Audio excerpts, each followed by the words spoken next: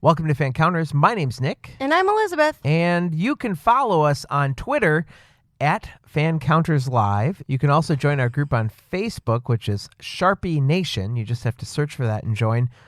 Of course, you can like our page, facebook.com/Fancounters. Now, the biggest thing is Patreon. If you go to patreon.com/Fancounters and you donate to the show, we're still running. I know it's been a couple months, but we're still giving away these cups for donations. And they're pretty awesome cups. Yeah. In fact, you gave one.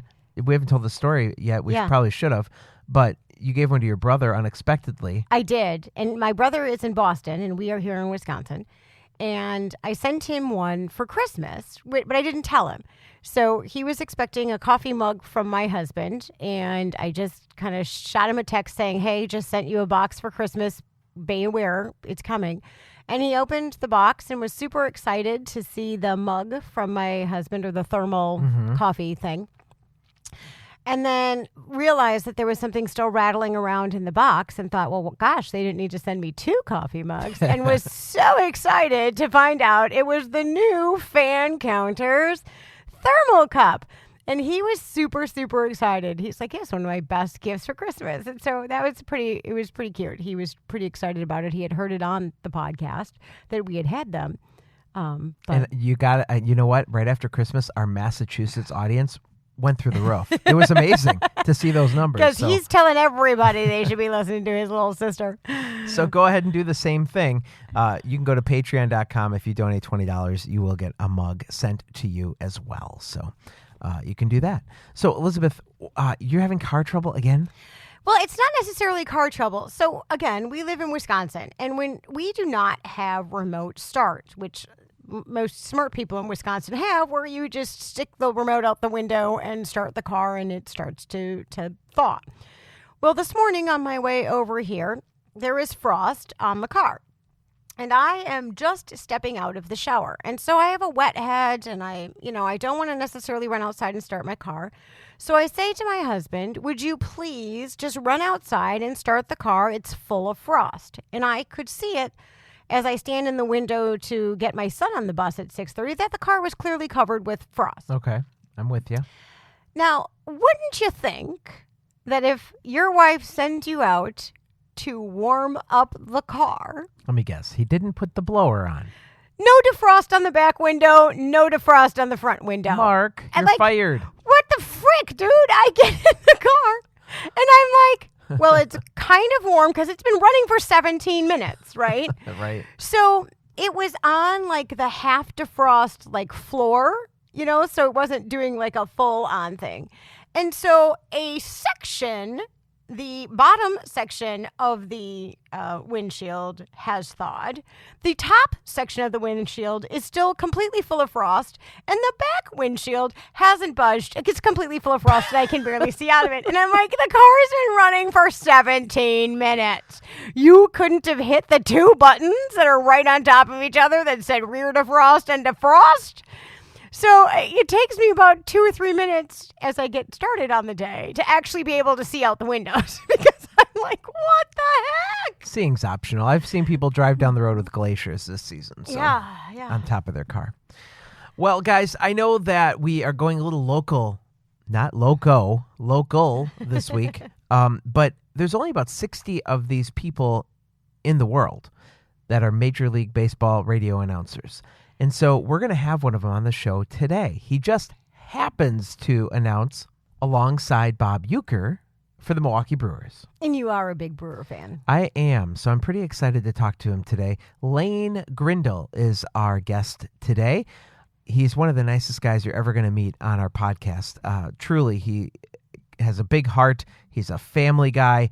It resonates with me loud and clear. So if you've ever been wondering what it's like to be a radio broadcaster for a Major League Baseball team, this week we're going to find out, and we're going to have our own Lane Grindle joining us to talk about that exact topic. He's also going to tell us about his transition from calling college sports to pro sports, as well as we'll learn some sacrifices that he and his family have had to make in order for him to follow his dream. Lane is beginning his 4th season with the Brewers after joining the radio broadcast team in 2016, and Grindle came to the Brewers following 10 seasons behind the mic for the University of Nebraska. You can also find Lane at Twitter at Lane Grindle. It's a remarkable story of a young family that picks up and moves to a different area. Here is... Well, before you hear is anything, Yes. wait until the end of the show, guys. Don't tune out on this one, because we end the interview with a question about his most memorable moment so far as a broadcaster in Major League Baseball. And it's going to touch your heart in a big way. Do not turn this podcast off early. Here is Lane Grindle.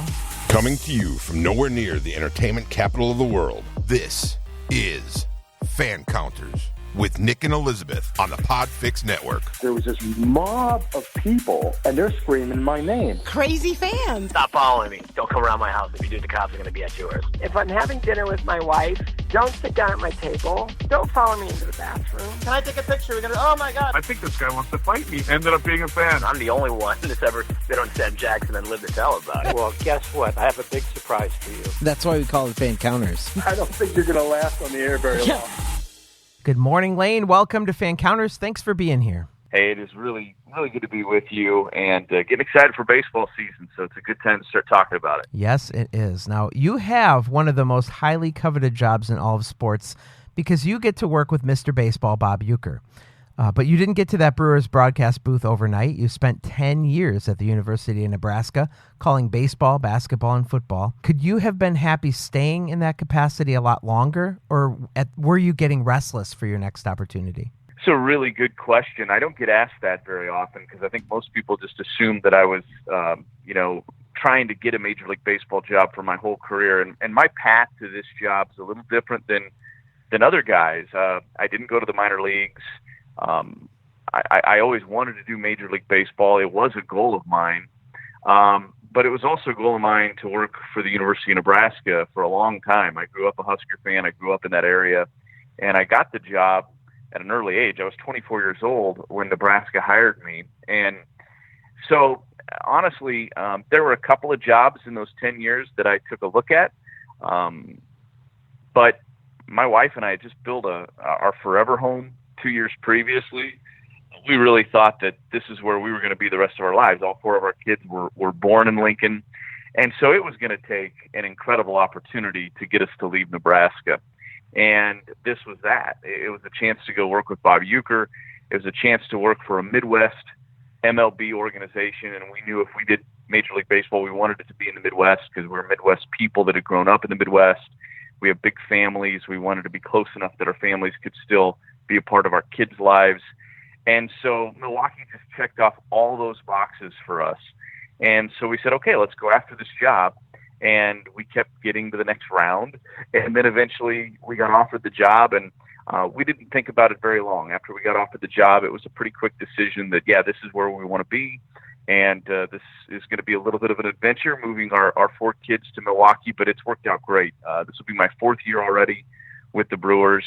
And we have totally settled in. We love the organization. We love the people that we get to be around on a daily basis. And we love the community as well. We've just really made this home, and we absolutely love it. It's been a great move for us. So how old are your kids? I have a 10-year-old who's in fourth grade, an 8-year-old who's in third grade, and then two preschoolers. One is about to turn 5 in April, and the other one will turn 4 this summer. So Luke is my only boy. I have 3 girls and then a boy. Luke is my youngest. On the fourth chance, we got the boy, and he's 3 years old, and he is one of the biggest baseball fans you'll ever come across. My whole family is. I mean, the baseball life does that to you. The kids are at the ballpark a lot, and they're around the game a lot. My 10-year-old taught herself how to score a baseball game this summer, and she really taught herself because Dad can't sit with her during the games. And so she would look at my scorebook at night when I'd come home and compare it to hers and, make corrections. And Nice. And as I told her, there really are no corrections. You score a baseball game in your own language so you can understand it when you go back and look at it. And so it's fun. It's really neat. Game 7 of the NLCS, the aftermath of that was tough at our house. We had a lot of tears shed from the kids. But it's really neat to be able to raise them around the ballpark in the summer. It's a fun experience. It was tough for the people sitting in right field as well. I was pretty speechless after that 5-run inning that the Dodgers put up, and Oh, that was heartbreaking. It was a tough one. Yes, it was. But, when you have a season like that, I think there are two emotions that kind of go on at the same time. You're sad that it's over. You're disappointed that you come up a little bit short of what you were hoping would happen. But you also kind of sit back and appreciate just how amazing that run was and all the great things that happened. And I think the further you get away from it, too, the more you appreciate it. And that's really where I'm at. The first week or so, you're looking at it as this lost opportunity because it's so hard to get that far. It's so hard to get to Game 7 of the NLCS and be on the brink of the World Series. There's a lot of things that have to happen beyond just accumulating a really good roster. You have to have good health. Guys have to stay healthy. The ball has to bounce your way once in a while, and guys have to have the seasons you're expecting them to have. And all those things don't always line up. And look, the Brewers dealt with injuries last year. They had guys that didn't have as good a seasons as they hoped, but they had a lot of other guys have career years and stay healthy for the most part. And it worked out really well. And so when you get that far, you realize it's going to take so much energy to get back to that point again next year. But that's also what's fun about it is that's going to be the fuel for the fire for this team, I think, in 2019 and beyond, and it's going to be fun to see how they respond to it. Okay, so let's back up just a little bit more. When you graduated from the University of South Dakota with your degree in contemporary media and journalism, did you want to be a broadcaster? I mean, was sports broadcasting your goal? Yeah, it was. I always was in front of a microphone from the time I was a little kid. I was the kid that would follow the microphone around at the Christmas concert even when it wasn't my line. I wanted to say everybody else's line. That's not necessarily something I'm proud of, but that's who I was. I was never afraid of a microphone. I was never afraid of an audience. I was a bit of a show off probably back then, more so then than I am now, for sure.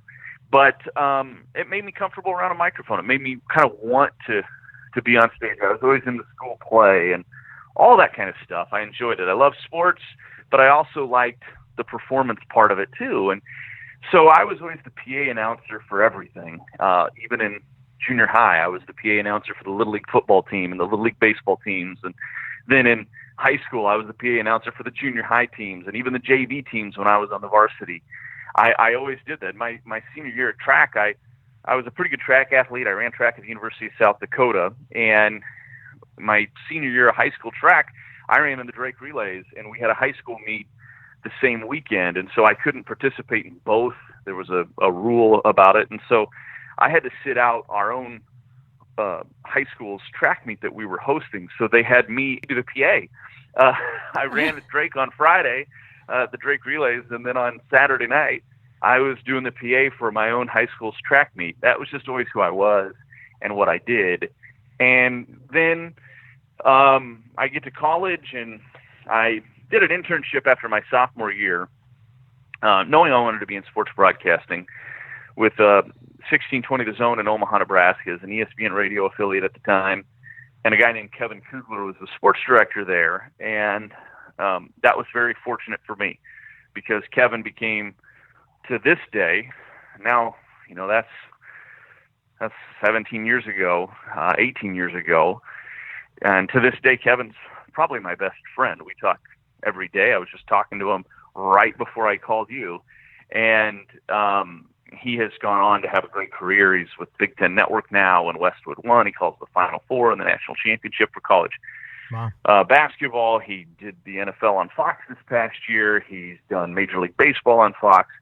He's a great broadcaster. And so he, from that point on, really became a mentor to me. And he helped me get a job back in South Dakota. And another guy by the name of Mark Kranek, who was working at that radio station, helped me get the job back in South Dakota as a part-time guy at the flagship station for the University of South Dakota Athletics. So I was just a board operator, pressing buttons, making sure the commercials played. And the owner of that station was a guy by the name of Kevin Culhane. And he kind of saw that I was a pretty driven guy that wanted to get on the mic and wanted to help out any way I could, and he respected that. So he started to create opportunities for me to be on the air as a part-time guy at that station. And I ended up working there all through college, and it really gave me a great leg up on other guys and gals that were in broadcasting at the time especially at the University of South Dakota, because there weren't a lot of opportunities at that point in time. They've changed this since, but there weren't a lot of opportunities for hands-on experience within the school at that point in time. And so it helped me immensely. I learned the ins and outs of commercial radio and of sports broadcasting. And so by the time I graduated, I had a job offer from that radio station to come on full time, and I was there for a year, was all before I ended up at Nebraska full time after I graduated. But I always knew. I think that was a really good thing for me, that I knew this is what I want to do, and it helped me kind of chart out a path to my career a little bit. I don't know that you can totally chart it out, but at least a guideline, at least a little bit of a, here's what my tentative plan is and what I want to do. And luckily for me, it kind of worked out pretty close to how I wanted it to. I want to hear a little bit about your job interview process for the Brewers. What you said it was a multi-step process, so maybe just tell us briefly about some of the steps, including the final one, which was dinner with Bob Uecker. Yeah, so the first step was to apply. And the weekend I applied, my wife and I are sitting at her house, and we happen to have the MLB Network on. And I had just sent off the application like that morning. And we're sitting there, and MLB Network pops up with breaking news, and it was about Ryan Braun's wrist injury and that he was going to be ready for spring training. And we're like, that's kind of funny. Just applied for a job at the Brewers. Here's breaking news on the Brewers. And then they transitioned from that into the Bob Uecker documentary on MLB Network. And my wife looks at me and goes, this is a sign. And I said, well, everybody else that applied for this job there's a decent chance they're watching MLB Network right now, and there's a decent chance they're all thinking it's a sign too. So I don't really think that's a sign. Right. She goes, okay, whatever. So then Mr. 3000 comes on after that. She's looking at me like, are you serious? And in the Bob Uecker documentary, he talks about going to the University of Nebraska to help dedicate the Johnny Carson Theater.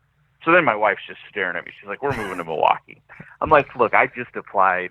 I really don't think this has, it's any kind of a sign. So a couple of weeks go by.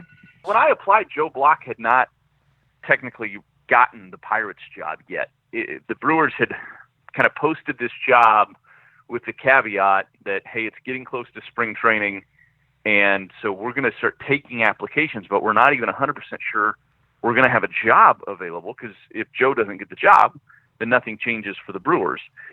So a couple weeks go by. Joe gets the Pirates job.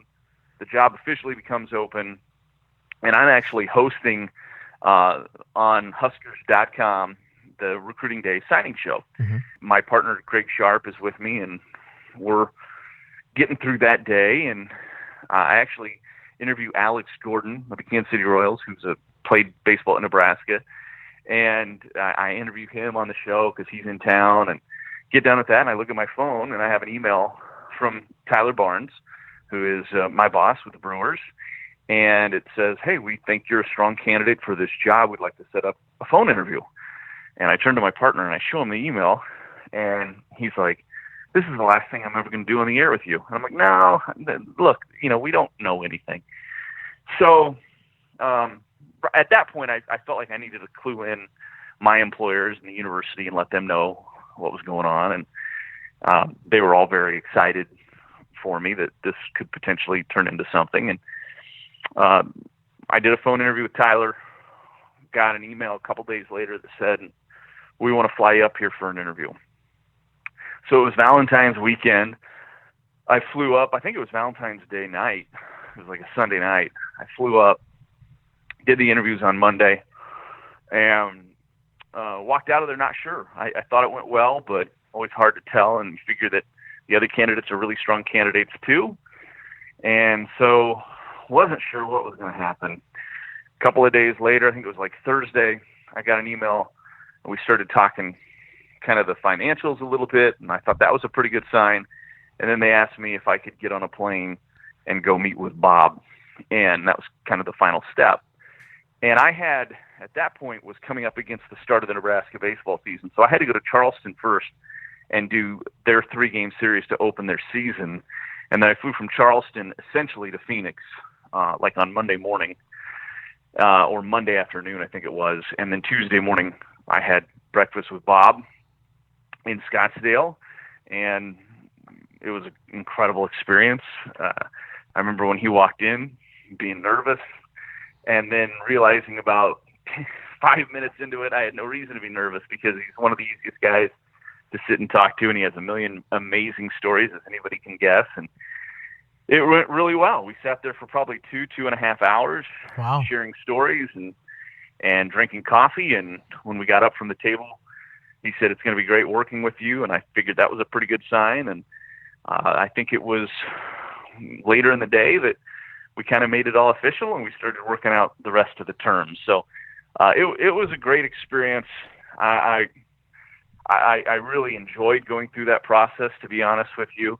And it was a huge relief when I got the job. And then there was a rush of other emotions of, oh, we got to get the house ready to sell. We got to get the kids prepared that we're going to be moving. And so then another round of stress comes into the equation. But like I said, it all worked out so well. And the Brewers did such a great job of making it go well for us. I mean, I don't think that happens in every organization or in every business where they just go out of their way to make you feel comfortable. And it's really a credit to the Brewers.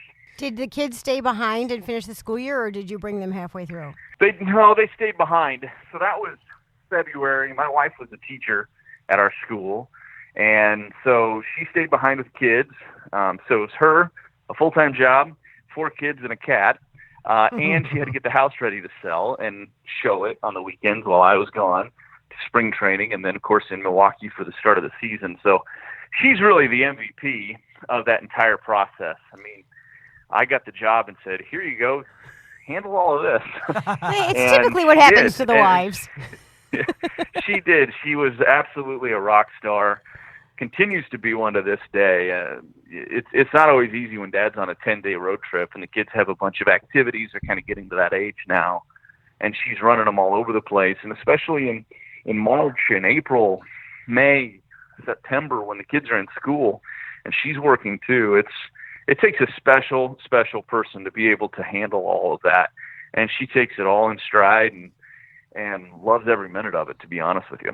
That's outstanding. Well, I want to talk about that in a little bit, just about the fact that you are leaving so often. But before we get there, before you took this job in Milwaukee, if you were a MLB Network watcher or even a Sports Center watcher, were you always maybe in awe of professional athletes? Meaning, were you a little starstruck when you got to the spring training for the first time to be around guys like Ryan Braun that you'd seen on television? And was there any sort of starstruckness going on? No, not really. I think I got over that early on in my career. When I got to the University of Nebraska, there are so many professional athletes that have come through there, and guys that at the time they're there, they're going to be special. I had a very close relationship with Ndamukong Suh when he played at Nebraska, and when he would come back for games, I was a sideline reporter for football, and sometimes I would feel these huge arms come around me and pick me up. And it was Ndamukong, like when he was playing for the Lions, and he'd come back on for the Friday after Thanksgiving game because he played on Thanksgiving with Detroit. So you're around big personalities there too. They're not getting paid at the time you're covering them, so that is a little bit different. But in many ways, there's more access to these guys, the professional athletes, than there are at the college level. A lot of times at the college level, you're going through a sports information director to set up an interview. You're getting permission for everything you do. And it's a little bit more relaxed. I mean, when the clubhouse is open, you can go talk to guys. You're not going to talk to the starting pitcher that day. But it's a little bit more loose in some respects because these are professional athletes and they are getting paid to play the game. They're not student athletes. And so they're maybe treated a bit more like adults in terms of guys coming up to them and being able to approach them in the clubhouse. So I wouldn't say I was very starstruck in that regard. It was a little bit of a difference. It was a little bit of an adjustment, but it didn't take me long to get comfortable with that.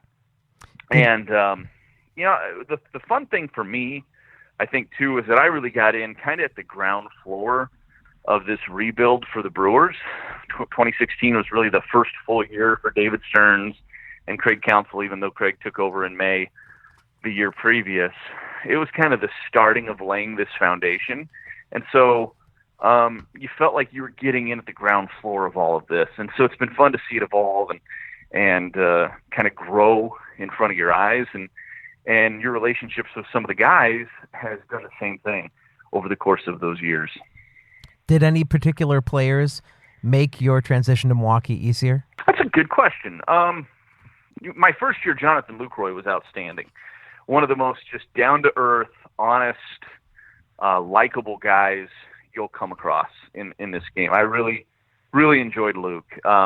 He was one of the first guys when I got to spring training, and I really didn't know anybody yet, and I'm standing on the field watching BP, and he came over to me to introduce himself because he didn't recognize me, and he saw me standing with some of the other broadcasters and say hello, ask me questions about myself, and that made a big impression on me. That's something that wouldn't have happened at the collegiate level. Guys really probably haven't developed some of those outgoing personal skills yet. Some guys have, but not all of them. Sam Foltz was a guy at Nebraska that tragically died in a car wreck in Wisconsin in the summer of 2016. He was a punter for Nebraska. He was going to go on and punt in the NFL, just a tremendous human being. He was one of those guys that would always come seek you out and come talk to you, but that doesn't happen very often at the college level. And that made a big impression on me when Jonathan Lucroy did that. So I would say he helped immensely. Ryan Braun was always very good to me as well. He always is, always has been, still is. Mm-hmm. But, that's the guy where you're like, okay, he's making a lot of money. He's very successful. He's been an MVP. So somebody's going to treat you different. You're thinking it's going to be Ryan Braun. And he was always very kind and very willing to give me time right out of the gate. And so I think if there was any kind of, nervousness about what's it going to be like to cover a professional athlete, Ryan kind of helped eliminate some of that too, because of the fact that he was just another guy in many ways when you got a chance to spend time with him. So those would be some guys. Other guys that I've gotten some good relationships with over the years. Josh Hader and I have really hit it off. He's a big fisherman. He likes to hunt. I'm an outdoorsman as well. And so we kind of share that connection. We went fishing in Minneapolis last year on an off day together and had a blast.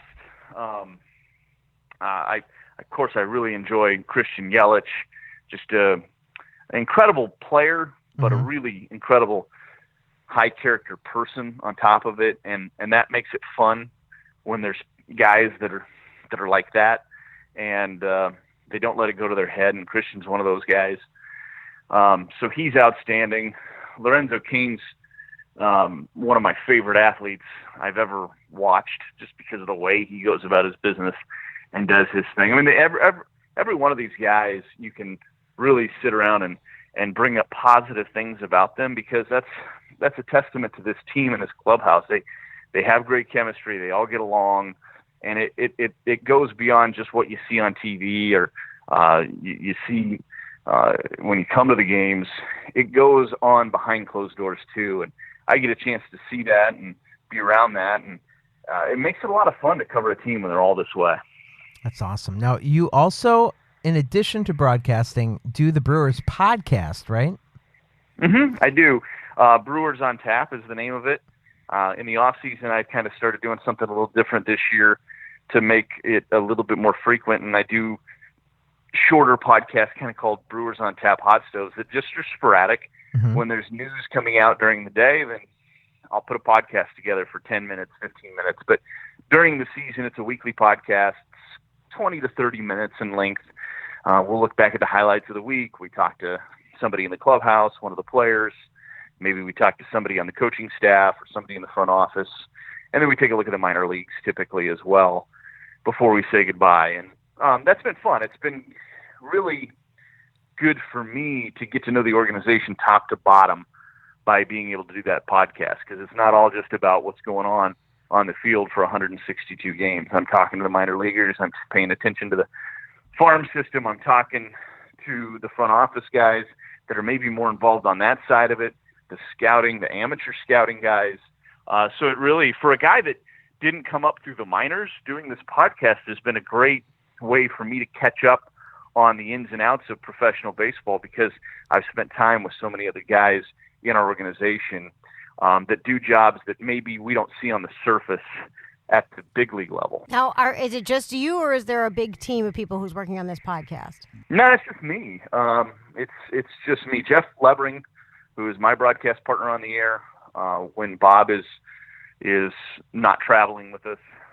Jeff started it, and he did it for a year, essentially, before he got promoted to the number 2 when Joe Block left, and then I kind of backfilled Jeff's position, and so he handed it over to me in the spring of 2016, and I've been doing it ever since.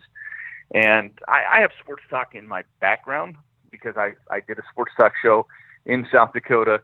I hosted a nightly talk show for 3 hours in Nebraska for 5.5 years of my 10 years there. So that has made it a little easier transition for me. I'd never podcasted before per se, but it's really not much different other than it's just a recorded talk show for me. Now, the Brewers' longstanding public address announcer, Rob Edwards, announced that he's decreasing his schedule for the upcoming season. And during the Brewers' postseason run last year, it was obvious that something wasn't the same at Miller Park because he wasn't behind the mic. That was you behind the mic doing public address announcing, right? It was. Rob had a little injury after the first game of the NLDS, and I had filled in for him the previous year for a home series against the Cubs when he felt ill. And so I was on site. It was short notice, and so they asked me if I could fill in, and I said absolutely, I'd be happy to. And so I filled in for the rest of the postseason for Rob. That was I know I talked about all my PA work as a kid growing up. It's really not my trade necessarily, being a PA announcer, but I was more than happy to help out and do it, and I had fun with it. It was neat to be able to do it in front of those electric crowds and try to get them revved up before the game and everything else that came along with that. But I'm glad to see that Rob's going to be back next year and doing it sounds like a limited schedule, but still doing some games because I know he loves doing it and he's been doing it for such a long time. I'm glad he's still going to be able to get himself healthy and behind the mic again next year. That'll be fun. When you hear names like Matt Vasgersian, Darren Sutton, Joe Buck, Joe Block, Jim Powell, Len Casper, it leads me to one question. Is there an unwritten rule in baseball that announcers have to have that higher-pitched, nasally voice to get a broadcasting job? It kind of seems like you don't get a Bob Shepard voice in the broadcast booth. Yeah, no, I don't know. I think everybody has their own style. Everybody has their own voice, of course. And I get compared to Matt Vasgersian all the time. I can hear that. Yeah, when I was at Nebraska for years, every time Matt was doing a big game on TV, I was getting lit up on my Twitter account by people saying, "Hey, I didn't know you took a new job." I'm like, that's not me. That's Matt Vasgersian. And Matt and I have joked around about it. We kind of have joked when I've seen him at the ballpark over the last couple of years that we're like on Friends when Joey had the hand twin. We're like voice twins. But I think everybody has their own voice. They have their own style. I think voice is important, but I think it's secondary to knowledge and understanding and feel for the game and feel for when to talk and when to shut up and let the crowd talk for you. I think all that stuff, the fundamentals of play-by-play, they take precedent over voice. And I think if you do those things well, the voice kind of becomes background in some respects. But all of us wish we had that big, huge voice. I think we all wish we had it. But if you're not blessed with it, I certainly wouldn't recommend pretending that you are.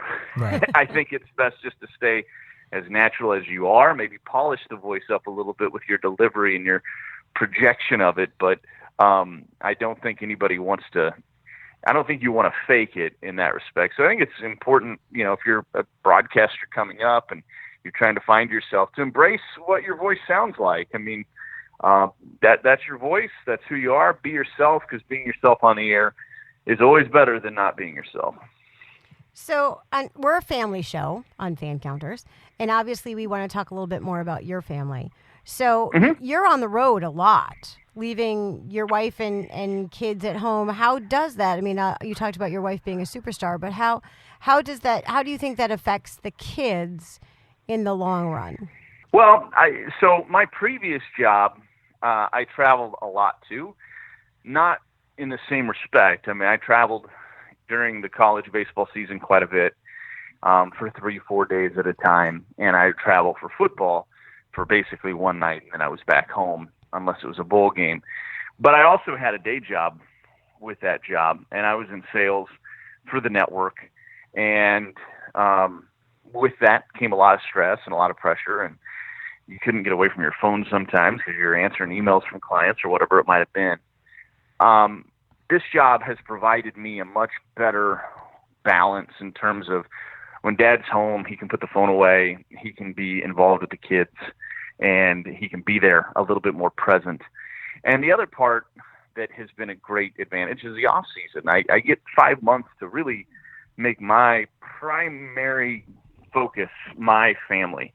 And that's fun to have that stretch. I'm in the middle of it right now. It's fun to make them number one and make them come first. And I get to do that for 5 months. The season can get a little hectic, but we've found different ways to make it work. You cherish those off days at home, but they'll come down to Chicago a couple times a year when we're down there. They came to Minnesota last year for a couple of days when we were in Minnesota against the Twins. So we find different ways to make it work and work well for us. And we spend a lot of time at the ballpark together, to be honest with you. They'll come down on Sundays and have brunch with Dad after we all go to Mass. They go home for about an hour, and then they'll meet Dad down at the ballpark for brunch together. So we find different ways to make it work within the game. The Brewers, again, I have to give them a lot of credit. They are a very family-first organization that they understand that, and they really go out of their way to make it convenient for you and your family. And so it works. You know, when the season was over this year, it was a little longer season than normal, and every one of my kids was mad the season was over. And that told me a lot. Right. That, they miss Dad, but they love baseball season. It's not, man, baseball season takes Dad away from us. It's we get to be a part of baseball season with Dad. And so that was a really good feeling that whole month. It wasn't, when are you going to be home for good, Dad? Right. It was, can the Brewers get to the next step? And that told me a lot about how much they're enjoying this too. Yeah, that's cool. Lane, I'm one ballpark away from visiting all of them. Of course, when they kept tearing them down and building new ones, I had to go back. It was crazy. That's the fun of it, though, right? Totally. I mean, the totally. project continues for you. Yeah, absolutely. So the Brewers are going to Oakland this year. That's my last park, so I will be joining the team there to see the stadium, although I've heard it's not that great. What ballparks would you rank in your top 3, and which ones fall to your bottom 3? Oh, that's really good. Top 3 would be, I guess now it's Oracle. They just came out with that last night. AT&T Park in San Francisco. They're changing the name of it again. It's going to be Oracle Stadium now. But San Francisco, let's keep it simple. We'll just say San Francisco. San Francisco is the view, everything about it, the smells, the garlic fries. I mean, it is pretty hard to top. San Francisco's tremendous. And I'm taking Miller Park out of it because I'm incredibly biased. You have to, yeah. I'll get to why I'm incredibly biased about it in a second. So, San Francisco, I love Pittsburgh, that backdrop with the Clemente Bridge and the skyline over the river. It's just, it can be breathtaking on those early evenings when you're in Pittsburgh and you look at it and you say, my grandpas were both huge baseball fans, and you're like, yeah, they're smiling right now. This is cool. So those would be 2 of my 3. And then I have a bunch that would be in contention for that 3rd spot. I love Petco Park in San Diego. I think that's a little bit of bias because I love the city of San Diego so much, but I do like the ballpark a lot. Kauffman Stadium in Kansas City is great with the fountains. I couldn't agree with you more because Kansas City, I think, is one of those. I think all the seats are really close for being an older ballpark, It has that Yeah. sort of small feel to it, but that's one of my favorites, to be honest. It's definitely one of mine. And then the other one would be Target Field. I love Target Field in Minneapolis. I think, it would have been nice if they could have had a dome there because of the weather early in the season. But if you're going to build an outdoor stadium, man, they did it right. I just think it's a great stadium. It has a cool vibe to it. I really enjoy that a lot. So those would probably be my favorites. There's a bunch that I like. I like Safeco in Seattle. I think that's a fun ballpark. And I don't really have one that's not a favorite. And I know that's a total cop-out, but I don't. Marlins Park would probably be one of mine in the bottom because it has a little bit of a warehouse feel to it, and Agreed. There's nobody there. Mm-hmm. And so you can hear your voice echo as you're broadcasting the game. And then in St. Pete with Tropicana would probably be another one. And then probably Oakland. Oakland's cool, though, in some respects because it's different. It's that old dual-use stadium that I grew up watching games in, so I kind of think it's fun, right? I mean, I probably have a different perspective on that than maybe others do, but I'm sure it's in most people's bottom three, and I get why, because it is older, and it's not really – I mean, they built on, and where center field is, Mount Davis, if you will, when the Raiders moved back in to build up that other side for football, and that's too bad because it kind of ruined some of the look of the stadium. But those would probably be, I guess, if I had to pick three, those would probably be those three. But it's Major League Baseball, man. You're in a Major League Baseball ballpark. It's hard to ever complain about any of them. I love being at them all. From a broadcasting perspective, take us through what a typical day would look like if it's a 7 p.m. start. For a 7 p.m. start, I'm probably – depends on the day. If it's the first day of a series, I may get there a little bit earlier just because there's a few additional things first day in I like to do. But I'm probably getting to the ballpark between 2 and 3, sometime between 2 p.m. and 3 p.m. for a 7 p.m. First pitch. That's on the road. At home, I might get there a little earlier because, again, batting practice is switched around and your schedule gets moved up a little bit actually at home because of some of that. So since I do primarily road games right now, on the road, I'm probably leaving for the ballpark sometime between 2 and 3. Get to the ballpark, usually check in at the clubhouse first if I can. And if I have an idea of who I want to interview for the day, because I do a pregame interview with a player, then I might go in and try to catch them early and either see if they want to do something right now or set something up for later on in the day before batting practice to get that interview done so I can kind of check that off the list. And then I'll go up to the booth, drop my stuff off, start filling out my book if the lineups are in yet. If the lineups aren't in yet, then I'll prepare for some of my other pregame segments, news and notes and things of that nature, this day in baseball history. Get all of that stuff kind of put together and assembled. And then I'll fill out my book whenever that becomes available to me. And then at some point we go have dinner to fuel up, if you will. And then pregame starts about 35 minutes prior to first pitch. And once we hit pregame, we're off and running. We'll do the game. And then postgame lasts about 20 minutes. And I do the Lions share, the postgame show. So, you leave for the ballpark maybe at 2:15, 2:30, and you're home, depending on how long the game goes, you're back in your hotel room by maybe 11 o'clock. Now, are you eating with the team when you're eating? No, media. There's usually a press area where they serve behind the press box. They serve food. Okay. And you pay your $10 and you get your plate and you go through the line, and it's kind of like being in college again at the in the Commons or something like that. Yeah.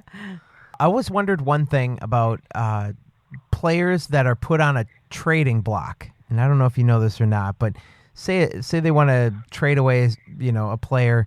How do other teams know that he's available? Are the GMs sending out emails to the other teams saying, "Hey, we're trying to unload this guy. Are you interested?" Or how do other teams know people are available? Well, I think especially in this day and age with with all the technology that's out there, these front office executives, they all talk. They're all in contact with one another, and it's not always just the GM and the GM. I think there's multiple guys in front offices that are friendly and know and have worked with somebody in another front office before, and so they all talk. They all have an idea, and I think you'd be surprised. More guys are probably available than you think, and what I mean by that is everybody's looking to make a good, smart move for their team. Everybody's trying to improve their team. I think almost every team is looking at that. Now, people say, well, what about teams that are, quote unquote, tanking? Well, they're still doing what they think is best for the long-term viability of their franchise. So everybody's looking to make a move to improve their franchise. And so almost anybody would probably listen, outside of like the Angels on Mike Trout, and I mean the Brewers wouldn't listen to anybody on Christian Yelich, obviously. But I think you always listen and see what somebody is willing to give you, and if you feel like that return is greater than what the ask is, then you might make that deal work. Some of these deals take a long time. We always talk about winter meetings, and some of the deals get consummated there, but a lot of the groundwork for later deals gets laid at the winter meetings, and then it might take another 6 weeks before the deal actually comes through because, who knows? You can't agree on that last player involved in the deal. Maybe you can't agree on the money that's going to be exchanged because sometimes that's a part of it. The team sending the established veteran has to pay down part of their contract to make it easier for the team on the other end to absorb that money. There's all sorts of factors that come into play. But I think they all talk. They all understand each other's rosters probably pretty well, and they all scout each other's rosters from the minor leagues on up. So everybody has a pretty good handle on each team in the league's roster and system, and so there aren't a lot of surprises in that regard. And so they don't all come together in 15 minutes. They take some time, but I think it's probably different with each trade too. I mean, I don't think every trade is the same. No two trades come together exactly the same way. So it's fun. It's fun to follow this stuff in the off season. The hot stove is kind of cool. During broadcasts, we often hear announcers talk about a simulated game that pitchers are going to take on part of their off day. So does that take place in a bullpen? Are they pitching from the mound? Are there hitters involved? Give us some background about what a simulated game is. A sim game is usually done on the actual mound. On the actual mound, live hitters, make it as close to a game-like thing as you can without making it like an inner squad. You're not going to have the entire team out there. But, yeah, giving them a chance to kind of execute pitches in a game-like situation, because it's one thing to stand in the bullpen and get yourself hot and, throw a couple of sliders and try it out the outside corner at the fastball. It's different when there's a count and there's a live hitter in there and you're trying to execute the pitches. And so that's what you'll see with the simulated game. They get them up and down. They have them go through multiple innings, and it's just more game-like. And it's just another step, usually in rehab, for a pitcher to get them a little bit closer to going out on a rehab assignment potentially, or getting activated again and helping the big league club contribute. The name of our podcast is Fancounters, and we want to hear about your fan encounters. So from your point of view, have you had any fans come up to you that you thought were kind of weird or strange or funny or memorable?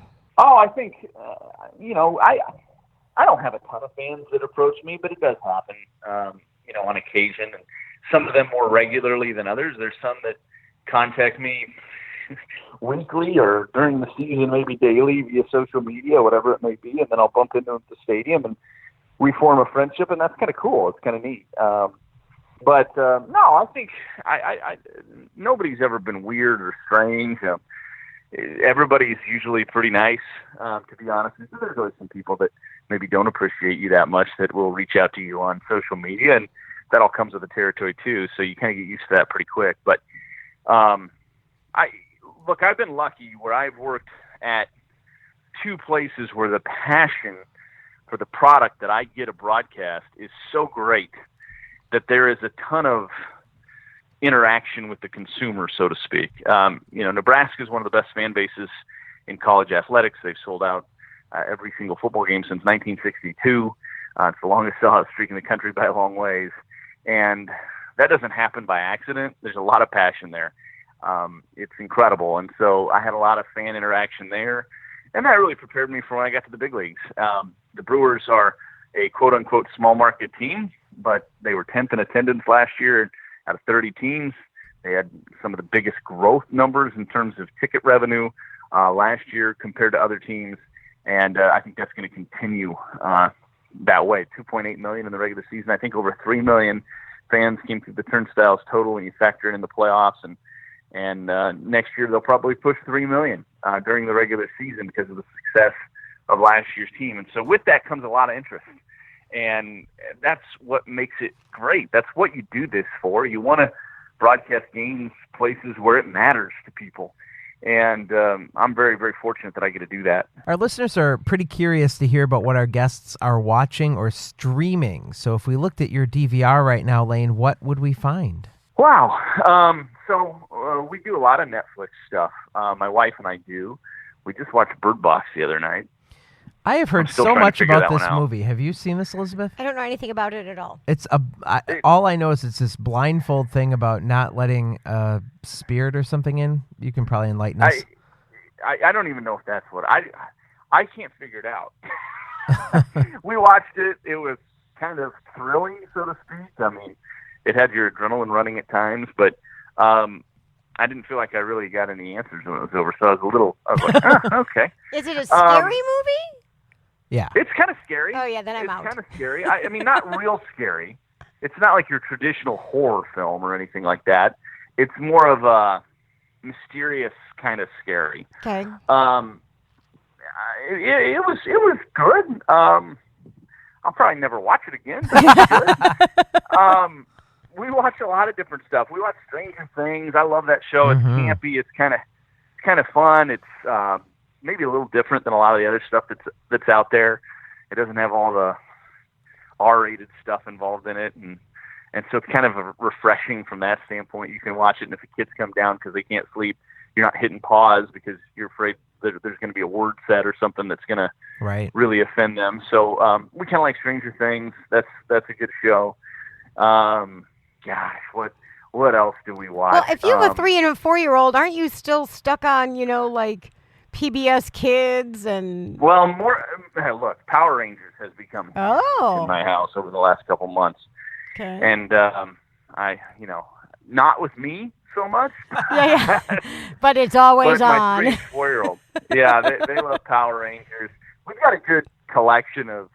my 10-year-old loves a show called Alexa and Kate on Netflix that she watches. Okay. We're kind of all over the board, to be honest with you. We have to have different profiles because if not, everything on the suggested for Lane would be Zig and Sharko or the Power Rangers or something along those lines. So, and we like the Marvel movies, so the kids kind of get into some of the superhero movies a little bit too. So we watch all of that stuff. I watch a lot of sports when the kids are in bed, naturally. Mm-hmm. So my wife's a big Survivor fan. I'm not so much, so that's when we go to dual TVs and I go watch sports and she watches Survivor. But we're kind of all over the board, and that's fun. We have a good variety. Although this question mainly pertains to our Wisconsin listeners, it's prediction time. So, Lane, do the Brewers make it back to the NLCS and finally advance to the World Series? Well, I think they absolutely can. The NL Central is going to be a bear. Yeah. I think this is the best division in baseball. So it's hard to say yes, absolutely. But I think they have a roster, and I think they're going to add to it over the next month too. But I think they have a roster right now that is definitely capable of doing that. I like this team a lot. I liked this team last year. I think you get a healthy Jimmy Nelson back, and we don't know exactly what the Brewers are going to get from him, but if it's any kind of semblance of what they got from him in 2017, people are forgetting how big of an addition that could potentially be to this team. The bullpen's going to be great. It's going to be a great defensive team, great outfield. I like this team a lot. So I absolutely think they can do this again. I think they can get to the World Series. But the NL in general is going to be better. The Central is going to be better, and the NL East is going to be an absolute bear. I think the Nationals will bounce back, especially if they sign Harper. The Phillies are going to be better. The Braves are going to be better. So the Mets will be better. The Reds are going to be better in the Central. It's going to be fun to see. I mean, look, I'm biased, but I'm going to put the Brewers right at the top of the mix right now to get back to the NLCS and punch the ticket to the World Series. Okay. When the Brewers open their home opener on March 28th versus the Cardinals, will the Grindle children be at school or at Miller Park? So this year they're going to stay at school. We've already talked about it. They have got to be devastated. Yeah, the last year they were on spring break during the opening day, so they were all there. Okay. The year before, the two older ones, my wife rushed them down to the ballpark the minute. Actually, she had the two younger ones there. They left and went and picked up the two older ones from school, and they got out at 2:40, and then they rushed back down and caught the last couple of innings. And then, of course, in 2016, they weren't here yet. They were still back in Nebraska. So this year they're going to stay in school, unfortunately. My daughter is one of the leads in the school play, and it opens the night of opening day. So Dad gets to go to opening day and then rush to the theater that night to watch her open up her play. So that'll be a fun day. Awesome. Yes. Last question for you, Lane. What memories have stood out to you so far since becoming a professional Major League Baseball broadcaster? Do you have any stories for us that maybe you haven't told before that's memorable? All the moments with Bob stand out. I mean, I have so many of those. It's really amazing. And a lot of the fun that I've had with Jeff Levering, too. We have a lot of laughs together. So all of those would stand out in a very general sense. But the one story that I think has just had a huge impact on me, and just in terms of like, wow, what I do is really fun, and I'm very fortunate to get to do what I do. It is the NLCS Game 7, and it is my 10-year-old crying when the game was over. She was there with her mom, and when the game was over, I was doing the PA, so I popped back over to the radio booth, and my wife texted me and said, Josie really wants to come into the booth and see you. And I said, well, send her in. So she came in, and she was teared up, and she was crying. Aww. And I'm hugging her. And Bob sees her, and he waves her over, and he gives her a huge hug, and he tells her, you're going to be here a long time. You're going to get to see a World Series. Don't you lose any sleep over this. You're a Brewer. You're a big fan. I'm proud of you, kid. And Bob consoles Josie. And so, really neat moment. We walk out, and we're leaving the ballpark. And as we're leaving, right as we're walking out, there's Robin and Michelle Yount. And so I yelled at Robin to tell him goodbye, since I wouldn't see him again until spring training. And I said, hey, Rob, good to see you, man. Tough one, but, we'll see you down in Arizona. And he sees Josie with me, and he sees that she's been crying. And he leans down, and he gives her a hug, and he says, it's going to be okay. The Brewers will bounce back, and kind of gives her a pat on the back. And then he turns and gets in the car, and we get in our car. And my wife turns to Josie and says, do you realize, like, the two most important Brewers of all time, outside of maybe Bud Selig, just consoled you after the Brewers lost Game 7 of the NLCS? Like, two Hall of Famers. Yes. Just tried to give you a pep talk. She's like, you're going to remember that the rest of your life. And even though this is a tough memory, you're going to have a positive memory of it now because of those two. And the funny moment of that was when Robin bent down to say hi to her. I said, Josie, do you know who this is? And she goes, Dad, it's Robin Yount. I have a 10-year-old. I know that attitude. And I was kind of proud of her. I gave a fist bump. I'm like, yeah, she knew who Robin was. That's great. Because she didn't watch Robin play, but she knew who it was. So that was cool. Yeah, that is cute. That's very cool. Where can we find you on social media? At Lane Grindle on Twitter. I'm really not on the other platforms so much. I'm on Facebook, I guess, too. But I don't do Instagram anymore. I think there's an account, but it hasn't been posted on in years. So it's at Lane Grindle on Twitter. That's where I'm the most active and what I follow the most. And kind of my daily kind of personalized news feed in some respects. But yeah, that's where you can find me.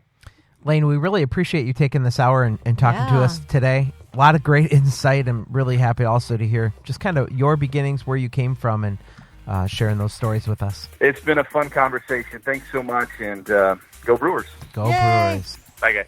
Our thanks to Lane Grindle for waking up early and joining us on the podcast this morning.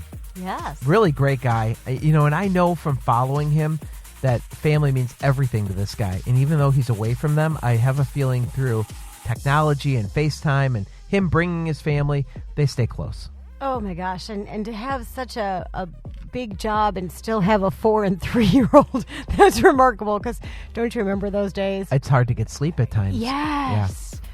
Kudos to him and his wife, Allie, who are making that work, because, those little ones are hard. Don't forget to go to patreon.com sometime today /Fancounters, because you can get your very own Fancounters cup with a $20 donation to the podcast to keep us going and fed and all of that. So go ahead and do that today. You can also follow us on Twitter at Fancounters Live and join our group where you can communicate with us directly. It's on Facebook. Just search Sharpie Nation and you can find us there. You can always reach us at hello@fancounters.com. Why would anybody want to email us? Because we're nice people. We are nice people. And if you suggest a guest, we'll try and get them on the show. And we'll send you a mug. You know what? We'll send you a book. A mug. Oh, a mug. We'll send you a mug. I'm not promising anything without $20. Hope you guys enjoyed the show today. We'll be back next week. See ya. Bye. This was a podcast from the PodFix Network. You can check out more shows like it at podfixnetwork.com.